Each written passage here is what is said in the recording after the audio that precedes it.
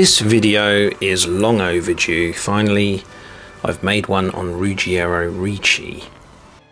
It's long overdue because Ricci is in my top 3 ever players. I would say probably number 3 in my rankings of best ever violinists. Often he's been described as a swashbuckler of the violin.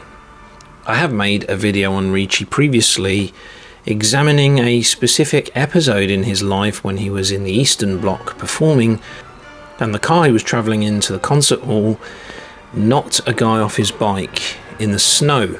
So check out my video on that. That's a story I heard about Ricci, which is quite interesting, I find. But in this video we're going to delve into the details of Ricci's fascinating life. My violin teacher met and worked with Ruggiero Ricci several times in Dartington, where Ricci would hold masterclasses here in the UK. And my teacher Ron was actually asked to lead the orchestra of the masterclass, which was a reflection of his excellent sight reading and musical maturity. Now, it could be said that Ricci is rough on Paganini, but soft and clean on Bach. That is exactly my preference. He captures the essence of the piece and of the composer. So for me, I prefer Ricci's rougher style of Paganini, but if he played everything like that, then he wouldn't have gone down as one of the greats, in my opinion. I've listened to countless hours and hours of Ricci CDs, and in more recent times, YouTube videos. I'm particularly fond of his performances of Spanish works. If you're a Ricci fan, please let me know which pieces of his you especially like. And just to reinforce what I mentioned there on his Bach renditions, in the words of Henry Roth, Ricci's Bach is surprisingly good, which demonstrates that Ricci is able to switch the rough and ready playing style, suitable down to a T for the Paganini caprices, to an aristocratic style of playing. And that's absolutely true. So Ricci's Bach is superb. I'm in agreement with what Roth says there. And also his Spanish pieces are out of this world. Ricci has to go down as the absolute best Paganini player. Some may disagree with me on this, so let me know who the alternatives are. Perhaps Salvatore Accardo, perhaps Arthur Grumio, maybe Leonid Kogan. Let me know what you think. In fairness, Heifetz didn't record too much Paganini.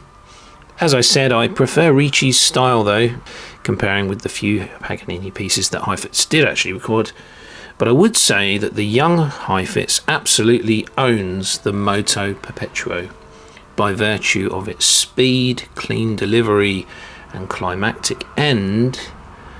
Despite the fact that it is a very old recording and scratchy, it is absolutely mind-blowing, and on that one piece I would say that Heifetz definitely does surpass Ricci and everyone else. For most of the rest though, I would say that Ricci is the Paganini man. And in harmony with what I'm saying there, Roth mentions that Ricci's Paganini Moto Perpetuo is as fast as Heifetz, though not quite as dead centre in intonation. Yes, the young Heifetz Moto Perpetuo is note perfect when it comes to intonation. Difficult to do at such high speed. Ricci was a Del Gesù player, and we're going to touch on his violins later, as well as the many other fiddles that he played during his long and illustrious career. Ruggiero Ricci was a towering figure in the string world, a former child prodigy known for his technical brilliance and range of colour, which combined in definitive performances of Paganini. He was also a keen pedagogue who held teaching positions at several universities and also gave many masterclasses. Around the turn of the 20th century, Jan Kubelik was dubbed the heir to Paganini. For his part, Ruggiero Ricci has been called the reincarnation of Paganini. And looking back through to the Strad articles that contain valuable information and photos about Ruggiero Ricci, including information in his own words, these are the November 1989 and the December 2012 the Strad. Ricci died on the 6th of August 2012, aged 94. He started as a child prodigy, and so that was a career spanning 85 years. Pretty phenomenal. He owned the Del Gesù violin that was once played by Huberman, and was one of the most recorded artists, more than almost any other violinist, certainly at the time that the 1989 Strad article was written. He had an enormous stage personality and was universally applauded for his daredevil approach to his instrument, and was named by critics as the reincarnation of Paganini. He was a wunderkind, a virtuoso, a Paganini specialist. These are some of the accolades or labels that have been applied to him. Ricci was born on the 24th of July 1918, though this was sometimes written as 1920 to exaggerate the nature of his prodigious talents, which was not unusual, as the same was done for Menuhin and maybe even Heifetz, two other exceptional child prodigies of the 20th century. Ricci was born on Presidio Army Base to Italian immigrant parents, and in a flush of patriotism was actually named Woodrow Wilson, would you believe it, by his father Pietro. Others say that it was an army doctor who suggested that name, but he was then christened Roger Alexis Rich. Perhaps his parents wanted him to feel integrated in America as he grew up by giving him an English name. His father was a trombonist, but does appear to have had at least some basic violin skills as well. Shortly we'll see why Roger was renamed as Ruggiero Ricci. Effectively that was his stage name, even though he was a full-blooded Italian, American-born, and his father's surname was Ricci. Ruggiero Ricci was born as the third of 7 children in a poor Italian family in San Francisco. He once heard his dad trying to play a Brahms Hungarian dance and decided that he wanted to play the violin as well. His father Pietro gave Ruggiero his first violin lessons. His 6 siblings were all musical. Violinist Emma and cellist George also went on to become professional musicians. And George's first name would also be changed to Giorgio Ricci, which we'll come on to. By the way, Ricci's brother was actually called George Washington Rich. Father Pietro was ambitious and told Ricci that he'd be either a musician or a garbage man.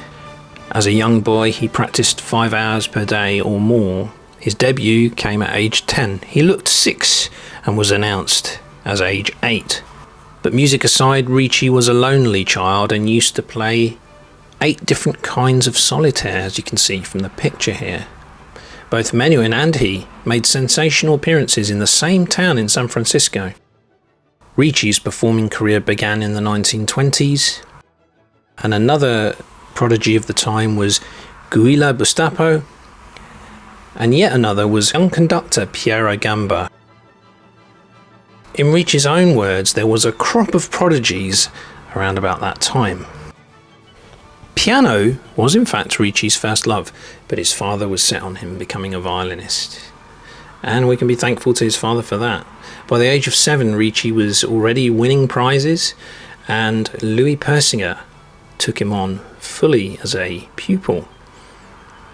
And so Ricci went to Menuhin's very own teacher, Louis Persinger, who in fact was a Belgian player.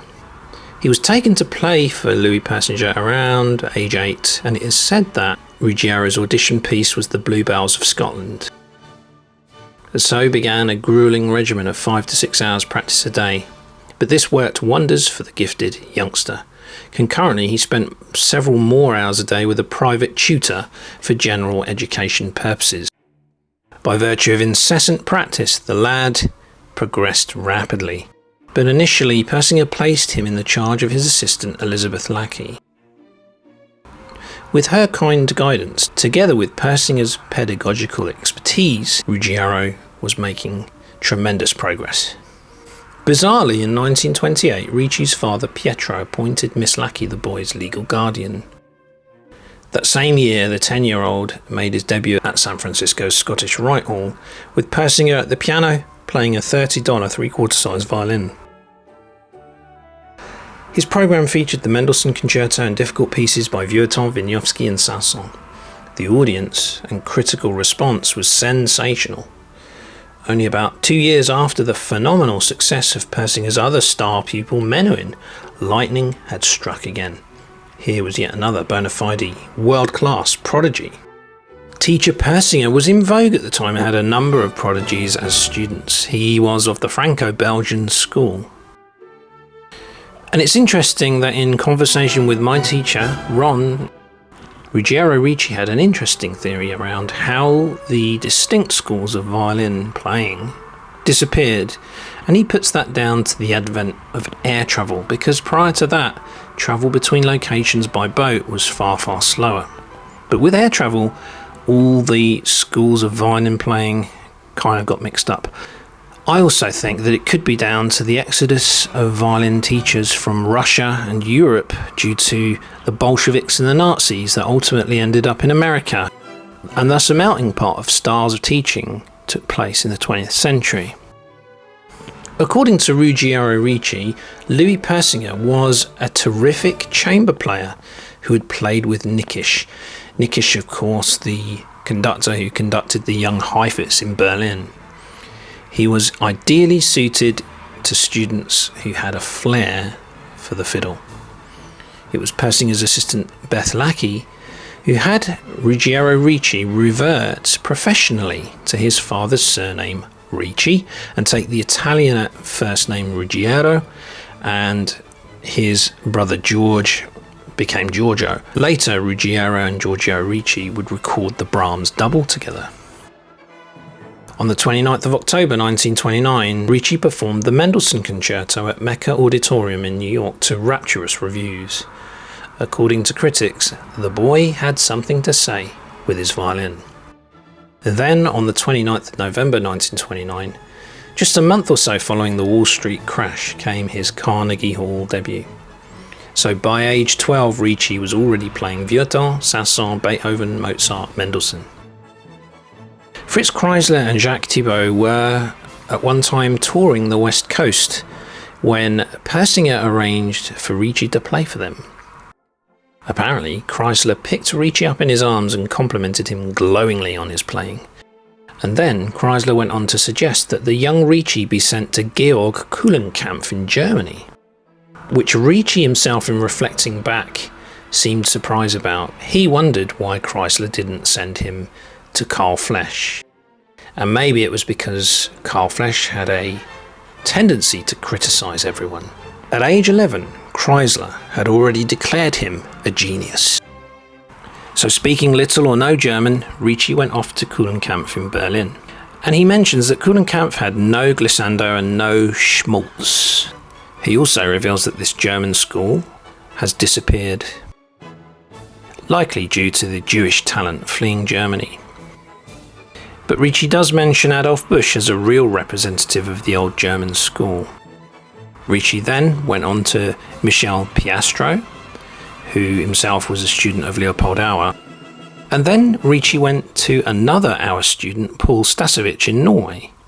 Stasovich was a Russian pianist and violinist. So Ruggiero Ricci's own training in the violin was somewhat eclectic.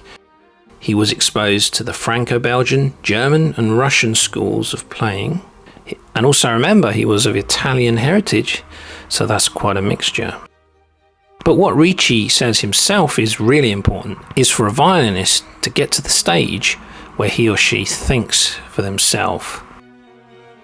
After all these teachers, ultimately Ruggiero Ricci would return to Persinger. As a musician, Ricci could draw from all these teaching influences, but he is described as essentially his own man, whose playing contains scant influence by any teacher or national school. Ricci spent several years in intense study, limiting his concerts to European engagements. Ricci's parents started suing Beth Lackey to regain control of the boys' careers, Ruggiero and Giorgio, and the family were reunited at the end of 1930 after some 41 court hearings. 2 years prior to that, Ricci had already made his New York debut and was en route to a lucrative career And of course he had Menuhin's teacher, Louis Persinger, who had also taught a sizable roster of fine American violinists. Thus, success seemed to be assured, and his parents wanted some of that action. Why did they hand over legal guardianship in the first place? Was it to enable Persinger and Lackey to facilitate the growth of his career more readily? Were they persuaded to do so? In either case, in 1930, his father petitioned to regain custody of the child. The appeal was denied in a California court, but after many legal wranglings, Pietro eventually was given custody by the New York Supreme Court. The bitter controversy was extremely upsetting to the boy Ruggiero, and apparently his performance was temporarily adversely affected. His older brother Giorgio was to become a prominent cellist, was also enmeshed in the imbroglio. After things had settled down, Ricci went on to tour Europe in 1932, and during his first European tour he made his debut performance in London with Mendelssohn's Violin Concerto, after which the Strad magazine, way back then, said of him, "He possesses wonderful technical ability irrespective of age, and what is probably of more importance, powers of interpretation which save him from becoming just an extremely efficient music robot." Returning to the US, he appeared in a so-called comeback recital on November the 24th, 1934, reigniting a triumphant international concert career that continued until his 3 years of service in the US Army Air Force's Western Command. As we mentioned, Ricci actually wanted to study piano because there was more repertoire available, which reminds us how Heifetz also nearly disappeared into piano. But his parents wouldn't allow it. At age 16, Ruggiero nearly gave up violin for piano. Fortunately, he made the right choice and stuck with the violin. When he was young, apparently he already had a Strad, a Del Gesù and a Bergonzi under his bed. In those days, according to Ricci himself, there was a glut of instruments on the market, and dealers would let good players loan a fine instrument for a season in the hopes that they would buy it eventually. Ruggiero Ricci never set foot in a schoolroom, as was true of many Wunderkinder in those days. It was more of a tutoring setup for him. In the Strad of November 1998, another fine article, Ricci mentions, "When I was a kid, I was hailed as some sort of sensation, but then I went through some bad years. It's very difficult when you're 14, 15, 16. You're not a prodigy anymore, and you're not a mature artist. I always believed in myself and knew I could play the fiddle as well as the next guy, so I decided the only way I could survive was to refine my technical equipment. I played a lot of caprices and etudes, including transcriptions of Brahms, Rachmaninoff and Chopin, real fiddle breakers, and a whole lot of Bach. This formed the basis of my repertoire and my whole approach to the instrument. Even now, if I don't play for a couple of days, I pick up the fiddle and practice scales in thirds, octaves and so on. The technical standards are so incredibly high that you have to keep in trim." And with those words we gain some insight into Ricci's methodical, grueling, Olympian routine right from his youth on. It's worth citing a 1938 78 RPM recording produced in Berlin that included Paganini's Moses Fantasy for G-string, on which Ricci played on a borrowed Strad, and apparently for that piece he put 2 G-strings on the violin and removed the other 2 strings so that one would vibrate in sympathy. That's quite a fascinating experiment, that. Ricci was in the Army Air Force during World War II. Entertainment specialist Ricci played for cadets under a variety of unusual conditions, often without an accompanist. This was true of many artists of the time, including Heifetz and Menuhin, who did the same. Ricci was attached to US Army Air Force's Western Command, one of 5 leaders of a crack orchestra in uniform. Necessity pushed him to the solo literature of Bach, Paganini, Bartók and Prokofiev, which proved to be fortuitous for his burgeoning career.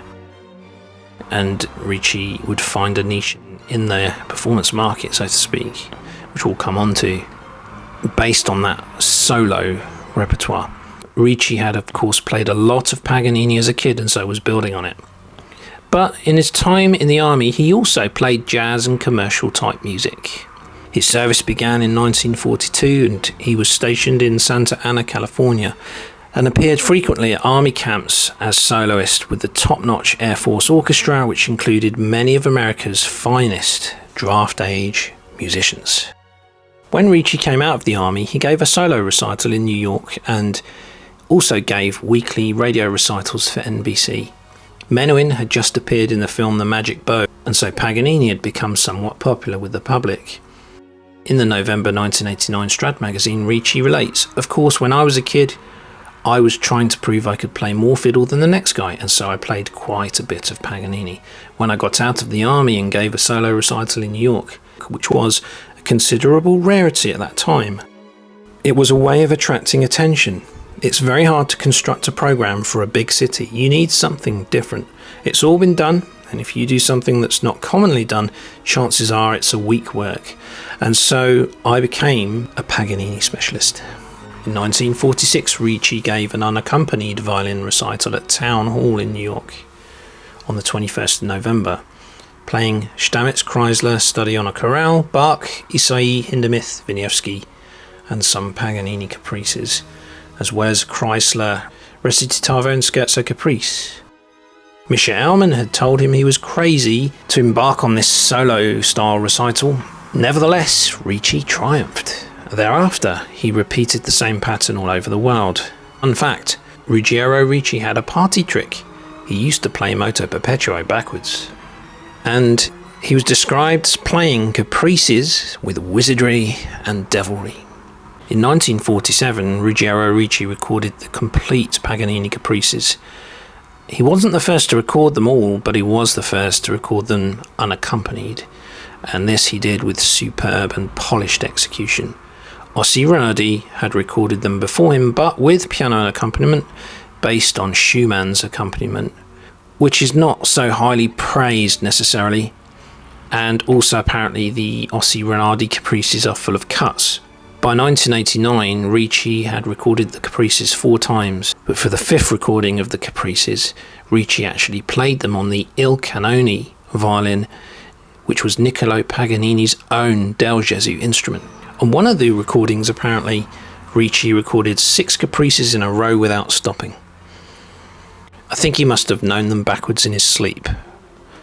In 1954, Ricci gave a London solo recital at Wigmore Hall, consisting of Bach, Bartók, Paganini, Stravinsky and Prokofiev. And he gave several world tours, including in the Soviet Union, where he visited some 3 times or so. One of those might well have been my story that I relate in another video of when Ricci's car en route to the concert hall struck a cyclist and knocked him off his bike into the snow. Ricci turned up and the orchestra had already started because he was delayed, and then the piece that they were scheduled to play was not the piece that Ricci was expecting to play. It was a concerto that he hadn't played in a number of years, and yet he proceeded to rattle it off to perfection. I explore the details of that story, or that anecdote you could say, a little bit further in a dedicated video which you can find in this channel. One of Ricci's most intriguing enterprises is the Glory of Cremona, a fascinating record and absolutely essential listening in which he plays 15 melodic-oriented short pieces on 15 exquisite Cremonese violins by Antonio Stradivari, Joseph Guarneris del Gesù, Andrea and Nicola Amati, Carlo Bergonzi and Gasparo da Salo. This was released in 1964 by MCA Records with Leon Pomers on piano. Strads include the Spanish of 1677, the Monasterio of 1719, the Madrileno of 1720, the Joachim of 1714, the Rode of 1733, and the Ernst of 1709. The Del Gesùs he plays for the recording are the Lafont of 1735, the Plowden of 1735, the De Berio of 1744, the Ex-Vieuxtemps of 1739, and the Gibson of 1734, as well as Ricci's own instrument. Other violins are the undated Andrea Amati, Andrea Amartis are a real rarity, and a Da Salo, a 1656 Niccolo Amati, and the gorgeous Constable of Bergonzi from 1713. This recording was later re-released on CD by the Strad magazine and contains some of Ricci's most expressive lyric playing.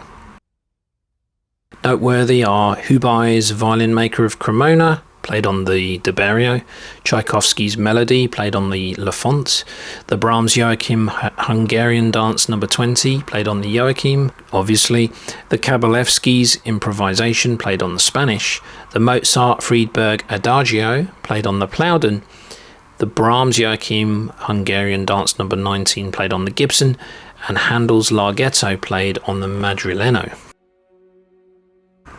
Of course, while this compendium may be thoroughly entertaining, it cannot deal with one factor extremely important to the violinist. What is the response of each instrument to the player, and to what extent does each instrument help the player to achieve his maximal performance in comparison not only to other Supreme Cremonese violins, but also to well-made violins of lesser pedigree and age? Nevertheless, it's a fascinating experiment and chance to be exposed to the sound of a variety of Cremonese instruments. So in summary, he played on Andrea Amati, Niccolo Amati, Strads del Jesus, Gasparo da Salo, and Carlo Bergonzi. The sequel recording was The Legacy of Cremona, which Ricci made later when he was in his 80s. The 1954 recordings of Paganini's Nel cor più non mi sento variations, Le Streghe and God Save the King variations not only display the gamut of fingerboard acrobatics, but are always superbly musical. The pyrotechnical skill of Prehoda, the bel canto elegance of Francescatti, the operatic intensity of Menuhin. Ricci has all of these and combines them like no one else. In 1963, Ricci premiered Alberto Ginastera's Violin Concerto. Ricci also introduced Paganini's 4th and 6th violin concertos to America. He maintained a repertoire of some 50 concertos and was ready to play up to 40 of these almost on demand, or certainly at short notice. He also unearthed pieces by violinists such as Joseph White, Olli Bull, Louis Spohr and Heinrich Ernst. He performed at the Wigmore Hall for an 80th birthday concert in 1998, and the programme included Reger, Paganini, Wieniawski and others. After more than 5,000 performances in 65 countries, Ricci gave his final performances in the year 2003. Let's talk a little bit about the Alberto Ginastera Violin Concerto. When he composed it, he considered Ricci's affinity for Paganini, and he wrote the Violin Concerto for Ricci, who premiered it with Bernstein and the New York Philharmonic. This piece follows the pattern of the caprices, exposing and attacking technical problems for the violin. When he was in South America, the composer had Ruggiero Ricci play the caprices for him, and he quotes around 4 or 5 of the caprices in the Violin Concerto. Ruggiero Ricci also wrote some books on violin technique. His book Left Hand Technique systemizes some of Paganini's principles. It was written over a 10-year period and favours chords over scales, advocating usage of the triad. Ricci's motto: first comes recognition, then comes correction. Recognising that you've played something wrong and correcting it. The main point of practicing is that you want to do it in the most condensed a way possible and achieve the most good in the least amount of time, says Ricci. In addition to left-hand technique, Ricci also wrote another book entitled Ricci on Glissando, the shortcut to violin technique. He lived in both Europe and America, and his last place of residence was Palm Springs in Southern California. As well as the classics, Ricci embraced many 20th century works such as Prokofiev and Khachaturian. He was probably the ultimate exponent of the unaccompanied repertoire. He didn't make so many duo recordings, but did make some with his teacher Louis Persinger. Historical recordings of high value. He also unearthed Weber's miniature Sonate Progressive. Ricci was a teacher and held posts at Salzburg Mozarteum, Juilliard School, Indiana and Michigan universities, and the North Carolina School of the Arts. He gave masterclasses in Rome, Berlin, the UK, amongst other places. Geoffrey Fouché of Bine and Fouché sponsored some of Ricci's masterclasses. When Fouché asked Ricci what the most difficult violin pieces were, he said, technically, Paganini's God Save the King variations, and musically, one of the Bach sonatas. Ricci says that Heifetz tried to get 125% pure intonation, but lamented that today some students settle for 85%. So he had high standards with regards to intonation. Someone asked Ricci how he had perfected his left-hand pizzicato, and his reply, he worked like a dog to perfect it, even practicing it in bed. Ricci played things that almost nobody else could. He would ask his students to practice passage work slowly with vibrato. He said that that keeps the left hand relaxed. When the hand is stiff, motion is impaired. He disagrees with Heifetz that you can't use a shoulder rest under any circumstances. Ricci says, if you've got a long neck, what are you going to do? Become a hunchback? Personally, I have to agree with Heifetz, but that's only because I weaned myself off the shoulder rest. Initially, I found it difficult, but in the end, I think I understand what Heifetz means in terms of connecting directly to the instrument. I don't think Ricci himself used a shoulder rest, though. Ricci said that it's not a good sign to see a mark on someone's neck, that it was a sign of clutching the violin too tightly, and that more support should come from the left hand in that case. We can single out his performances of the fifth caprice of Paganini, because he is completely faithful to the composer's original bowing, which not all violin players do, and makes the piece much more difficult to play, of course. Ricci employs a Franco-Belgian bow grip. He does not force the fingers together nor spread them apart, just hangs the right hand normally from the wrist and simply inserts the bow. According to Ricci's research, and contrary to popular belief, Paganini was apparently not that tall, 5'7", although that's quite a bit taller than Ricci. His stance, as seen in sketches, shows that his right leg was placed well out in front of his left, turned out and bent slightly at the knee. The fiddle was therefore brought towards the middle of the body. And so from that we can see that Ricci spent time studying the drawings of Paganini in order to deduce his violin hold. Ricci says that it's better for the spine to keep the violin towards the middle of the body, not out to the side, which is bad for the back. He recommends practicing slowly, and says don't be tempted to play a technical piece fast straight away. He did not allow his students to play fast until he was convinced they'd learned the piece well, which is quite a discipline, especially for young students. He also advocated practicing different patterns during practice, not sticking to the same pattern all the time.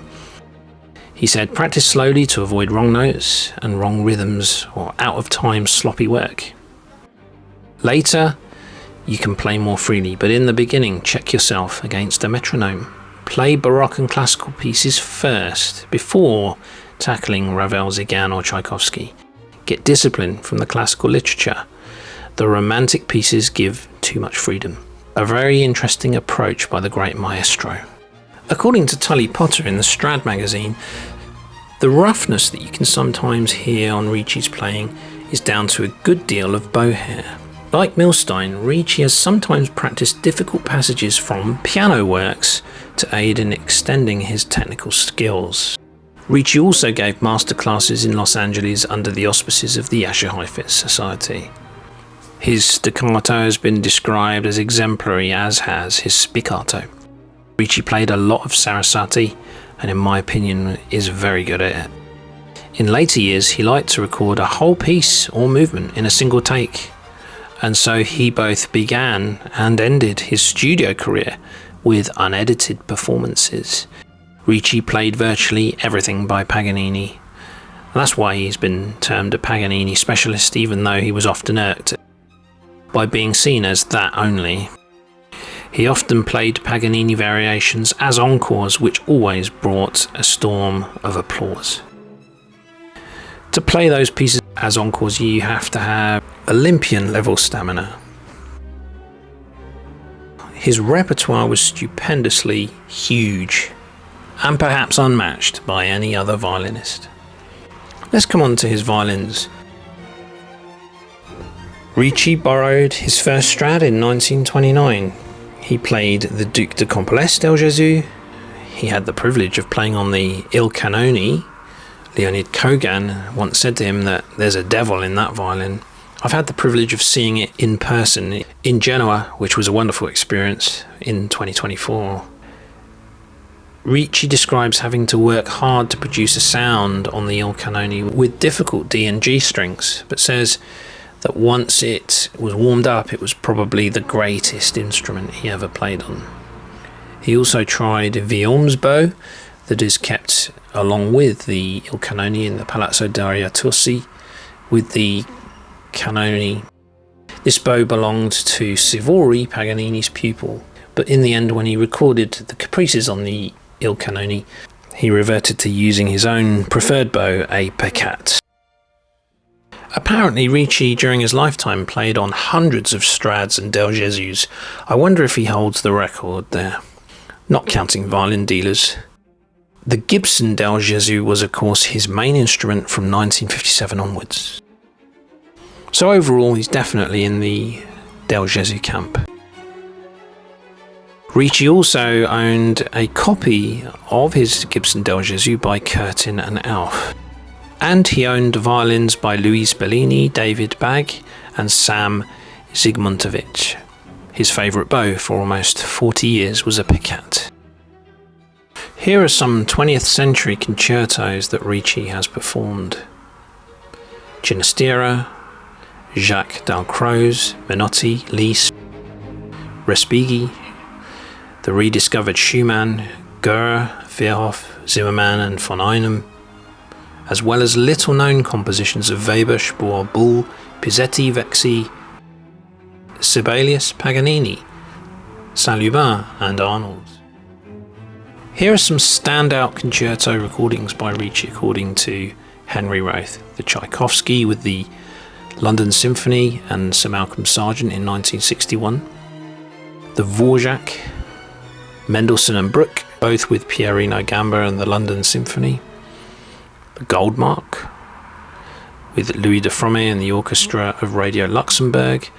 Lalo's Symphonie Espagnole, a dashing, tonally intense Ravel Zigan, in which the left-hand pizzicatos crackle superbly. His Glazunov, his Prokofiev Concerto No. 2. A collaboration with virtuoso bassist Francesco Petracchi in Bottesini's Grand Duo. A forgettable fun fest of cliches written by a composer of questionable talent, according to Roth. Of course, all of the Paganini pieces, including Le Streghe, the Paganini Concerto No. 4, in which Ricci goes for broke, utilising an extremely difficult unnamed cadenza. His Paganini Concerto No. 1, of course, with the Saure cadenza, La Campanella, which Roth describes as the most stunning performance of La Campanella original version that he ever heard. The Brahms Concerto, the Bach Sonatas and Partitas, to name but a handful of recordings.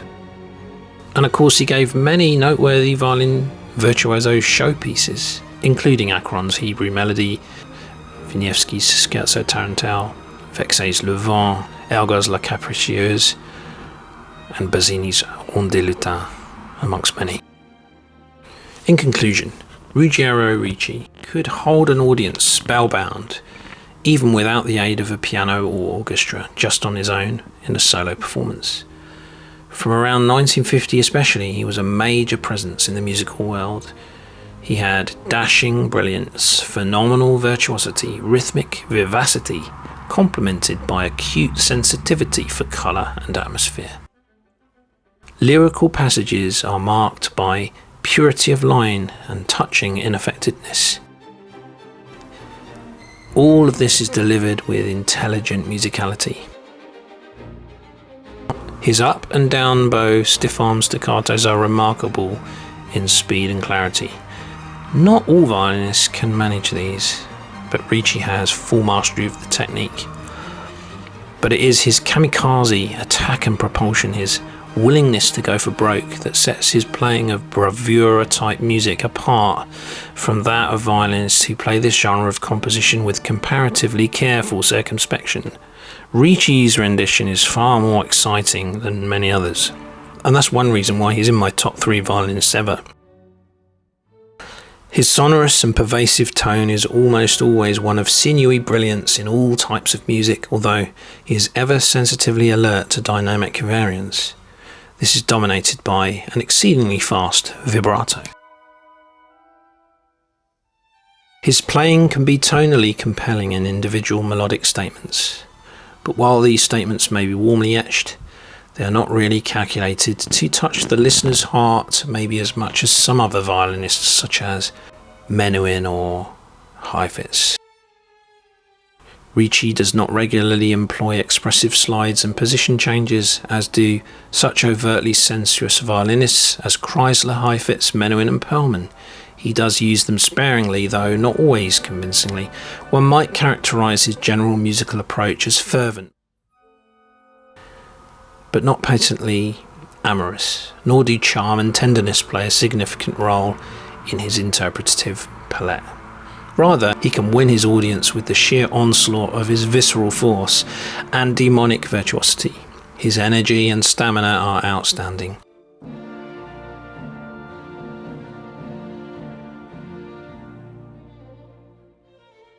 Least imposing of Ricci's interpretations are his forays into the violin piano chamber music repertoire, but violinistically, of course, his playing is formidable. Ruggiero Ricci was a delightful personality who fairly lived and breathed the violin. The multi-married virtuoso had 5 children, 2 sons and 3 daughters.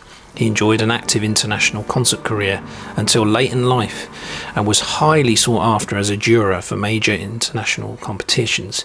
His art has ever been bounteous in instrumental daring-do and adventurous repertoire, and his championing and performances, both of nearly forgotten 19th century bravura pieces and of major contemporary works, has constituted a significant contribution to our violin heritage. Ricci was born in 1918 and died in 2012 of heart failure at the ripe old age of 94. He had a long-lived career. One criticism I do have, similar to Menuhin, is that Ricci is perhaps guilty of continuing playing past his best. Heifetz, on the other hand, made sure not to do that and stopped in his prime when he was at the top of his game. Ricci kind of brought in vogue the wearing of a polo-neck black top on stage when performing, a bit different to the traditional Heifetz, who always was suited and booted and wore a tie or dicky bow. In searching out where his grave is located, I couldn't find any because apparently he didn't have a traditional grave. He was cremated and his ashes were given to his family, and so his final resting place perhaps isn't publicly known. Find a grave indicates that his ashes were given to family or friends after his death in Palm Springs, California in 2012. Ricci is simply put one of my best ever violinists. In the words of violinist Vadim Repin, who explained Ricci's impact on him, once you hear such playing, it lives with you. The timing, the mood, the atmosphere becomes part of your memory. Bravo, maestro.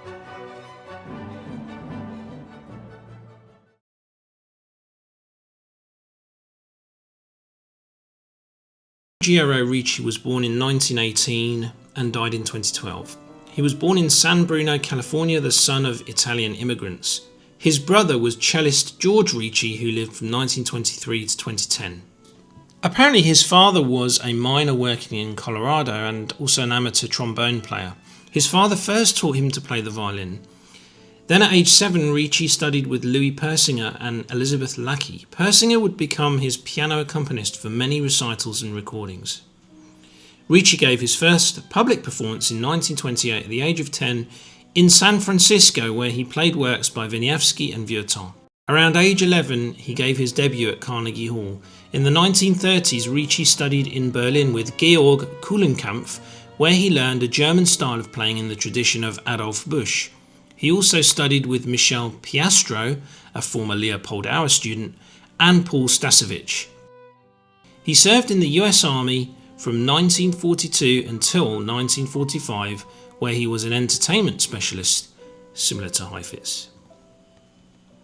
In 1947, Ricci was the first violinist to record the complete 24 caprices, Opus 1, by Paganini in their original form. After his time in the military, he uncovered many pieces by 19th century composers that he would perform solo.